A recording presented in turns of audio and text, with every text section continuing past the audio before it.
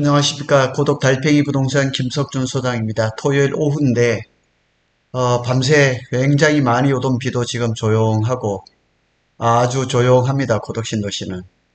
고독 달팽이가 이 유튜브 채널을 시작했던 이유는 반도체 소식이 굉장히 많이 나오는데 이 반도체 소식을 제대로 전하는 데가 별로 없고 또 반도체 소식을 전하는 데는 대부분 주식 관련 그런 사이트라서 순수하게 삼성전자와 SK하이닉스의 반도체 소식을 좀 전해드리도록 그런 의도로 시작을 했습니다.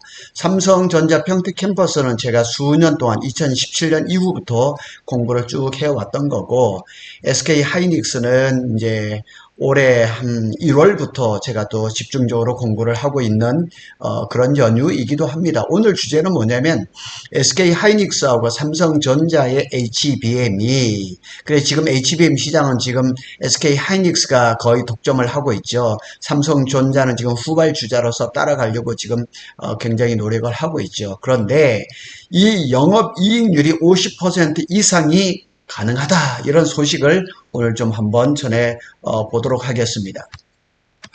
SK하이닉스 소제목이 이렇습니다. SK하이닉스 삼성전자 HBM 칩에서 50% 이상의 영업이익률이 달성이 가능하다. 그러니까 SK하이닉스나 삼성전자나 다 제조업이잖아요. 반도체지만 제조업에서 영업이익률이 50% 이상이 달성한다는 거니까 쇼킹한 겁니다. 정말 일반적인 제조업에서는 감히 이렇게 얘기할 수도 없는 거예요. 그래서 여기 한번 읽어보시면 반도체 저승사자로 불리는 모건 스탠리의 숀 킴이라는 사람이 보고서를 자주 냈었거든요. 2018년, 2021년 이렇게 냈을 때마다 어떤 데는 긍정적으로 내지만 그 아주 이 저승사자로 불리듯이 아주 안 좋은 보고서를 많이 낸다는 얘기예요. 그래서 미국 연준에서 금리를 B컷 0.5%를 내리는 이런 굉장히 좋은 그 상황 속에서도 반도체에 그냥 아주 그냥 폭탄을 던져버린 거죠. 그래서 모건 스탠리에서 겨울은 항상 마지막에 웃는다 이런 제목으로 보고서를 냈어요. 그래서 또 이렇게 작게 얘기를 하면 곧 반도체 D램을 얘기를 하는 거예요. 곧 겨울이 닥친다 이런 보고서를 냈어요.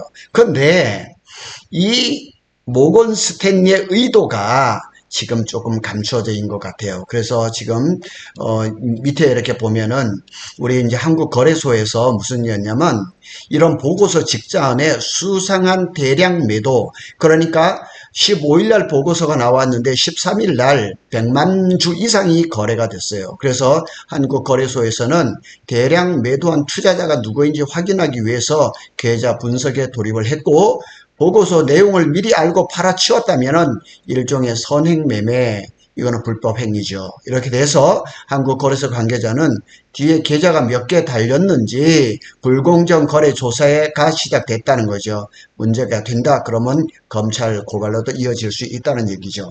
우리나라 지금 HBM이라든가 D램이 굉장히 잘하고 있는데 이런 모건 스탠리의 보고서 한 장, 이 모건 스탠리의 보고서가 미국 본사에서 나온 게 아니고 아시아 태평 그냥 지역에서 나온 것 같아요. 그래서 이게 사실인지 아닌지는 이걸 좀 밝혀야 될 필요가 있어요. 이런 보고서 하나 쪼가리에 그냥 우리나라 그 반도체 주식이 그냥 내리막길을 달리고 이런다는 거는 좀 문제가 많은 거죠. 그런데 이런 모건 스탠리의 보고서가 있는 후에 굉장히 이 모건 스탠리의 보고서를 반박하는 보고서가 계속 줄을 잇고 있어요. 그 중에 블룸버그 인텔리전스 BI라고 합니다. BI 보고서가 나왔는데 아냐, 모건 스탠리의 말처럼 D램이라든가 HBM이 그 공급 과잉이 와서 심지어 HBM 판매 가격이 반토막이 난다 할지라도 여전히 수익을 낼 수 있다는 아주 굉장히 상반된 평가를 내고 있다는 거죠. 근데 시장은 지금 출렁거렸어요. 회복이 되겠죠. 회복이 되겠지만은 이 모건 스탠리의 의도가 조금 수상한 거는 사실이란 얘기예요. 자, 요게 한국거래소에서 선행매매 의혹에 모건 스탠리 조사에 착수했다는 MBC 뉴스를 잠깐 보고 가겠습니다. 하이닉스에 대한 선행매매 의혹이 제기된 모건 스탠리 서울 지점에 대해 한국거래소가 조사에 나섰습니다. 지난 13일 모건 스탠리 서울 지점 창구에서는 SK 하이닉스 주식 101만여 주가 매도됐습니다. 이는 하루 전 매도량 35만여 주의 3배 수준입니다. 모건 스탠리는 이틀 뒤인 지난 15일 SK 하이닉스 목표 주가를 26만 원에서 12만 원으로 대폭 하향하며 투자 의견을 비중 확대해서 축소로 변경했고 하이닉스 주가는 연휴 뒤에 급락했습니다. 최근 SK 하이닉스나 삼성전자 이제 반도체 관련 주가가 상대적으로 부진한 지금 흐름을 보이고 있어요. 그런데 이들 업체가 주력하고 있는 고대역폭 메모리 HBM의 영업이익률이 50% 이상 달성할 수 있다는 관측이 나왔어요. 자, 이게 블룸버그 인텔리전스 BI 보고서를 한번 읽어보겠습니다. 블룸버그 인텔리전스 BI의 와카스키 마사히로와 오카노 다쿠미 애널리스트는 HBM 사업이 SK 하이닉스, 삼성전자, 마이크론 등 이익 증가를 견인할 수 있다면서 이같이 평가를 했다는 얘기죠. 한쪽에서는 뭐 그냥 내년까지도 완판이 돼 있는 HBM이 무슨 공급 과잉이니 이런 얘기를 하면서 시장을 그냥 폭탄을 던졌는데 한쪽에서는 굉장히 영업이익률 50% 이상이 될 거라고 지금 얘기를 하고 있거든요. 이 사진은 SK 하이닉스의 HBM3E 샘플입니다. 자, 인텔리전스 보고서를 자세히 뜯어보겠습니다. 자, 여기 보시면은 시장 조사 업체 가트너 자료를 이용해서 HBM과 HBM하고 표준형 DRAM, DDR5나 이렇게 되겠죠. 이 다 같은 걸로 만드는 거죠. DRAM을 이렇게 만드는 거죠. 이렇게 만드는데 1GB당 평균 가격이 10.6달러, 2.9달러. 제가 여기에 다시 요약을 해놨습니다. HBM 가격은 평균 10.6달러. 그 다음에 영업이익은 5.6달러. 그러니까 영업이익이 52.8%가 되는 거예요. 자, 표준형 DRAM 같은 경우는 한 1비트 가격당 1GB당 2.9달러고 영업이익은 1.0달러고 영업이익률은 34.48달러입니다. 그러니까 같은 DRAM을 가지고 HBM을 만들거나 아니면 DRAM을 그냥 팔았을 때 가격 차이가 마진 차이가 굉장히 높다는 걸 보여주고 있습니다. 그래서 HBM 영업이익률이 대략 한 53%로 표준형 DRAM 35%보다 높다는 것을 보여주고 있습니다. 자, 이 가격에서 여러 가지 뭐 고정 비용이라든가 이런 것들을 빼야 되겠죠. 자, 그 부분을 한번 보도록 하겠습니다. 또 가격에서 가변 비용을 뺀 방식으로 한계 이익률, 요게 이제 회계 처리할 때 이제 쓰는 용어인데 HBM의 한계 이익률은 87%, 표준형 DRAM은 80%보다 높다고 해요. 이게 HBM의 한계 이익률, 이게 훨씬 더 매출액에서 변동비를 공제한 차익을 한계이익이라고 하고 한계이익을 매출액으로 나누면 한계이익률이 나옵니다. 좀 회계 용어로 좀 어려운 일인데 하여튼 요거를 요렇게 한번 보시고요. 그러면서 HBM은 수율 여기에서 이제 불량품하고 양품을 이렇게 구분하는 거죠. 수율이 낮고 칩 구성이 더 복잡하지만 높은 판매 가격 덕분에 한계 이익률이 높을 수 있다고 평가를 한 겁니다. 자, 수율이 올라갈수록 영업 이익률도 올라갈 수 있지만 반대로 낮은 수율 등에 따라서 HBM에 대한 설비 투자가 늘어날 경우 고정 비용이 확대로 돼서 이익률이 줄어들 수 있다는 얘기죠. 이게 이제 DRAM도 마찬가지고 HBM도 마찬가지지만은 수율이 잘 나온다 그러면은 아무리 뭐 이렇게 까다롭고 칩이 구성이 복잡하고 높은 뭐 그런다 할지라도 이익률이 더 높아질 수 있다는 얘기죠. 단적인 예를 하나를 들게요. 마이크론이 다음 주 26일 날 이제 4분기 실적 발표를 하는데 지난 3분기에 대해 실적 발표를 했는데 HBM의 수익률이 HBM이 판매 단가가 높음에도 불구하고 HBM 수익률이 DRAM보다 훨씬 낮았어요. 왜 그랬을까요? 그거는 수율 때문에 그런 겁니다. 그런데 마이크론이 한미 반도체에 듀얼 타이거 이제 GC 본드를 사갔단 말이에요. 그 사이에 몇 달 동안 아마 수율이 높아졌을 거예요. 그럼 26일 날 마이크론이 이제 그 4분기 실적 발표를 할 때 이 HBM에 대한 영업이익률이 높아졌다 그러면은 그거는 단 한 가지입니다. 수율이 좋아졌다는 거죠. 요거는 이제 삼성 반도체 이야기에 나오는 이제 그 그림인데 수율이라는 거죠. 그래서 설계된 최대 칩수분의 실제 생산된 정산 개수, 여기 보면 약 60% 수율, 요 까맣게 보이는 게 불량이죠. 요게 양품이죠. 여기는 지금 30% 수율인 거죠. 30% 이런 거 가지고는 장사가 안 되는 거죠. 제가 전에도 말씀을 드렸지만은 D램이 대량 생산을 하려면 몇 퍼센트가 돼야 돼요? 80% 이상이 되어야 된다는 거죠. 그런데 HBM은 수율이 굉장히 까다롭기 때문에 그렇게 80%까지 수율은 지금 안 나오고 있다는 사실입니다. 자, 블룸버그 인텔리전스 보고서를 다시 한번 볼게요. 수율이 10%포인트 증가할 경우 영업이익률은 2에서 3% 증가한다는 거죠. 그런데 수율이 10% 올라가는데 영업이익률이 2, 3%밖에 안 되는 거예요. 자, HBM의 고정비용이 표준형 D램의 2.75배. 그러니까 고정비용이 굉장히 표준형 D램, DDR5라든가 이런 거에 비해서 2.75배나 더 많이 들어가는 거예요. 수율을 70%라고 가정을 했을 때, 제가 어제도 방송을 했지만은, 수율이 기업의 비밀이긴 하지만은 또 아름아름 알려지기도 하거든요. 정확하게는 모르지만 HBM3 같은 경우는 70%를 초과한 걸로 알고 있고 8단 HBM3E가 한 70% 정도로 올라와 있지 않을까 지금 가정하고 있습니다. 자, 수율이 80%로 오르면 영업이익률은 53에서 55%로 2%가 올라가는 거예요.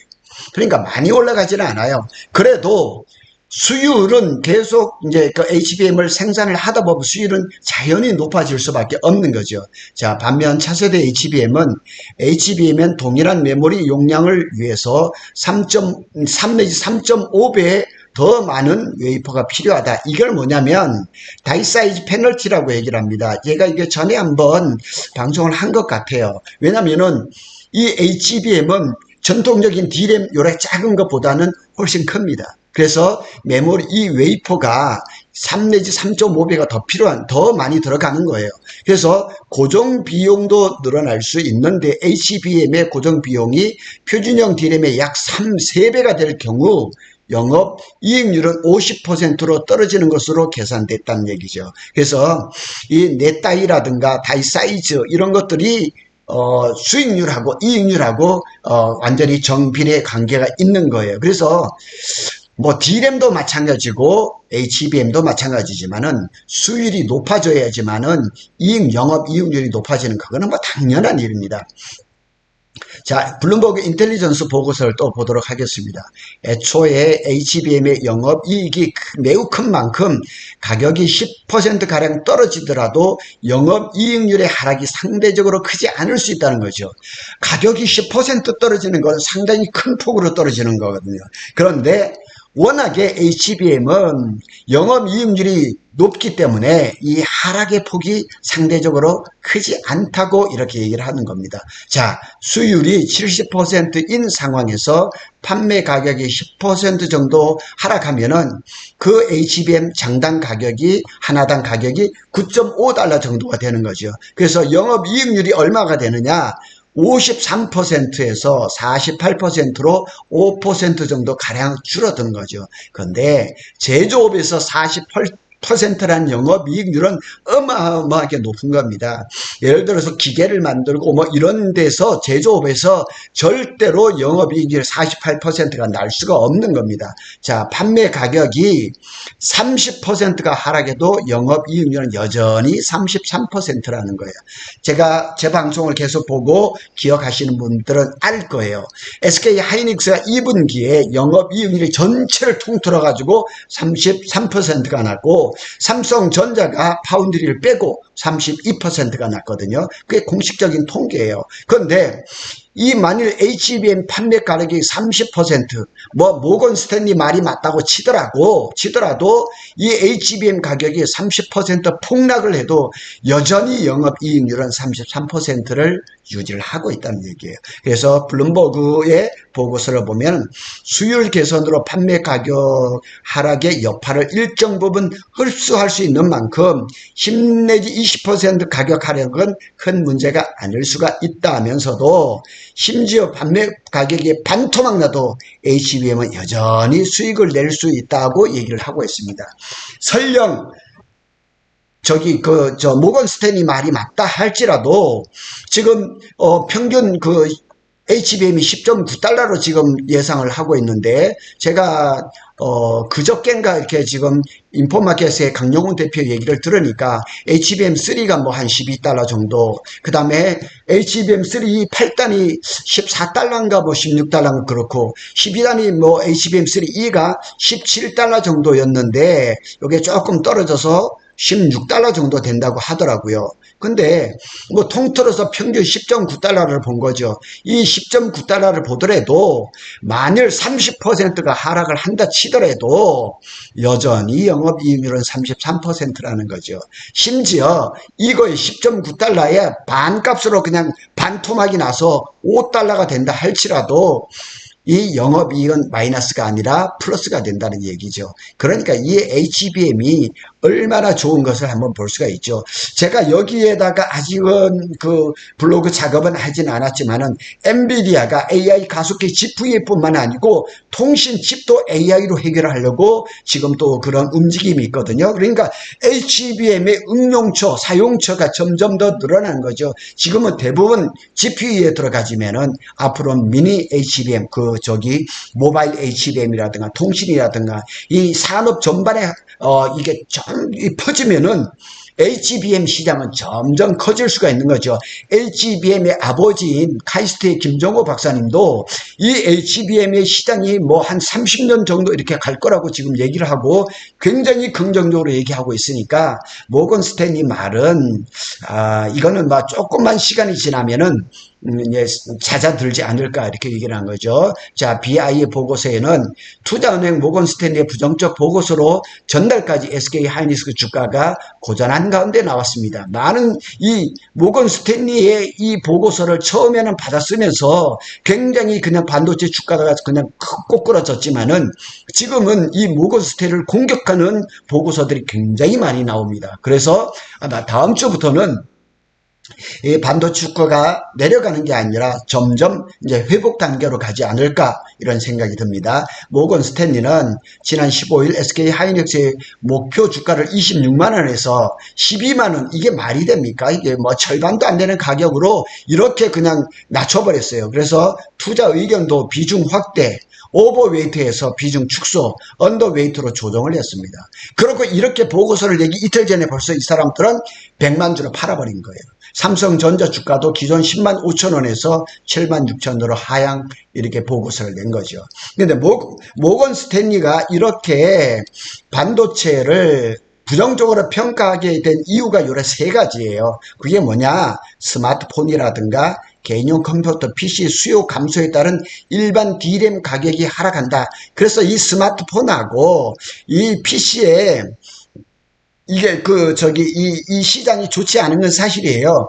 지금 아이폰이 지금 애플이 아이폰 16을 냈는데도 지금 벌써 세일 들어갔어요. 왜냐하면 삼성 갤럭시 S24처럼 AI 온 디바이스 기능이 너무 작기 때문에 그래요. 그래서 이 스마트폰도 지금 이 판매 대수가 적고, PC도 지금 꽤 오랫동안 이렇게 수요가 감소가 이루어지고 있죠. 그래서 요 PC에도 AI가 적용되면서 노트북들이나 이런 것들이 나올 거죠. 그래서 지금 변곡점에 있는 것 같아요. 그냥 전통적인 이 PC에서 AI PC로 이렇게 넘어가는 그런 과도기가 아닌가 이렇게 생각이 듭니다.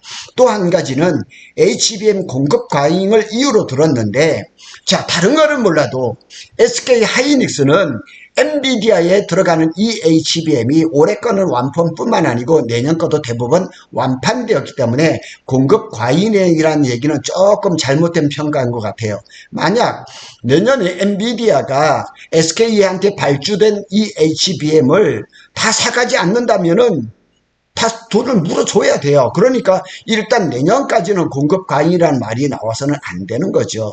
뭐 이렇게 약간 시장이 위축될 수 있다 이렇게 할 수는 있지만은 공급 과잉은 당장 내년은 아니라는 거죠.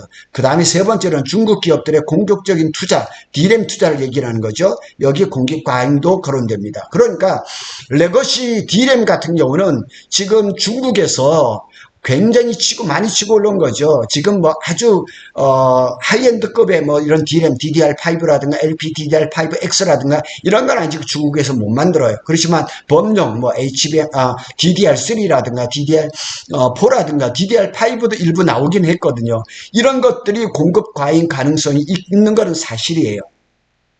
자, 그래서 모건 스탠리의 보고서로 말미암아서 이 여파가 굉장히 컸어요.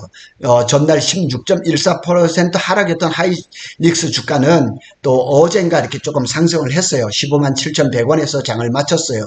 그래서 인공지능 붐 속에 7월 중순 한때 24만을 넘겼던 SK 하이닉스 주가가 15만에서 왔다 갔다 하고 있거든요. 제가 어젠가 방송을 했지만 그저께인가 제가 그렇죠. 추석이 연휴가 끝나고 출근하자마자 제가 전화 받은 게 SK 하이닉스 주식을 22만 원에 사신 분이 어떻게 하면 좋겠냐고 걱정해서 전화가 왔는데 그때 당시에 목표 주가가 26만 원이었단 말이에요. 근데 제가 보기에는 시간이 걸리면 걸리지만은 22만 원에 그 매입하신 분 저는 요거는 돌파하리라고 봅니다. 그리고 이 보고서 그러니까 모건 스탠리의 보고서가 허황되기고 잘못된 것이 점점 밝혀지고 있거든요. 그래서 걱정하실 필요는 없다 생각합니다. SK 하이닉스 주가는 종가 기준으로 7월 고점 대비해서 한 35% 강 정도로 뚝 떨어져 버렸습니다.